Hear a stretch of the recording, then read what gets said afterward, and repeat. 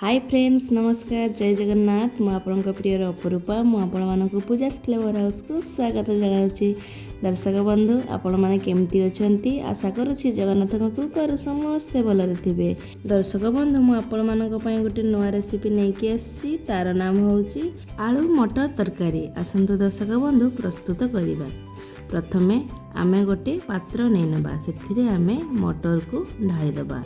आपण मैंने जदि पूर्वर मटर बतुर ना तेबे आपण मैंने एथिरे गरम पानी ऐड करि परिबे। मु एथिरे गरम पानी ऐड करिछि। मु संगे संगे मटर भिजै नेबा। 10 मिनिट पर देखिबे मटर टी केते सुंदर फुली जाइछि। इंस्टेंट पाई आपण गरम पानी व्यवहार करिवे नहले पूर्वर बतुरै देबे। तापरे आमे प्रेशर कुकर रे मटर को पकई नबा। तापरे छोट छोट काटी रखिथिबा आलू को पकई नबा।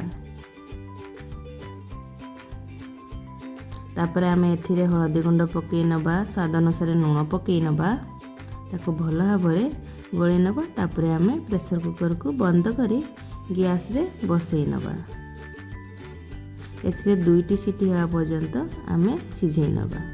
तापर आम मसला प्रस्तुत करिबा। अदा रसुण पियाज को मु एठी फाइन पेस्ट कर नहीं। तापर गोटे कड़ाई को गरम होगा देबा। कड़ाई गरम हो आसला पर सेथिरे तेल ढाली नबा। तापर आम एथिरे पंच फुटण को पकई नबा। तापर आम पूर्वर काटी रखिथिबा पियाज कंचा लंका को पकई भल भाव आम भाजी नबा।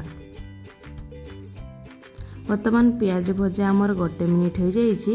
तापर आम एथिरे बाटी रखिथिबा पेस्ट को आम ढाली दबा।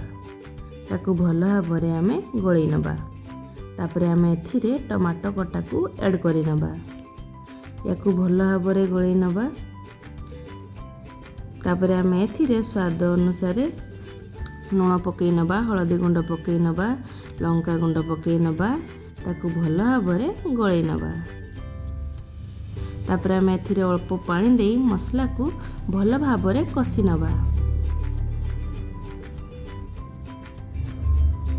तापर आमर मसलार देखो तेल छाड़ी आसलानी। तापर आम एथिरे कस्तूरी मेथी को पकई नबा। कस्तूरी मेथी पकई सारा पर आम या भल भाव कषि नबा।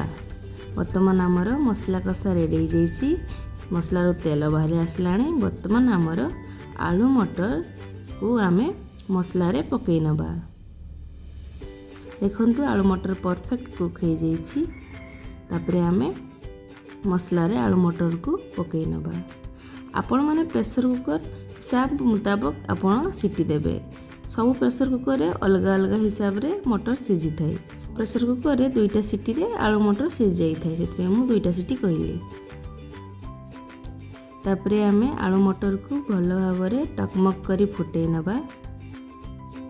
तापरे आलू गुडी को आमे मैश करि नबा। तेबे आलू मटर तरकारी टिके गोहलिया होइथे और खाइबा पय भल लागि थाए। वर्तमान आमर प्रस्तुत हो गला आलू मटर तरकारी। तरकारी हो आसला परे गैस फ्लेम को बंद कर सारा पर से आम गोटे चिमुटा गरम मसला पकईकि भल भाव गोलई नबा।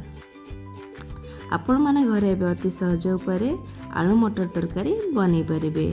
आलू मटर तरकारी सहित रोटी पराठा पूरी भात सहित मध्य खाई पारिबे। आपण मानक जदि मोर आलू मटर तरकारी रेसिपीटी भल लगी थाए आपण माने घरे थरे निहाती ट्राई करिवे और मते कमेंट माध्यम जणाइबे रेसिपीटी केमिति होइतिला और केमिति टेस्ट होइतिला। आपण मानक जदि मोर आलू मटर रेसिपीटी भल लगी थाए तेबे लाइक शेयर कमेंट सब्सक्राइब करने को जमारू भूलिबेनी। जय जगन्नाथ।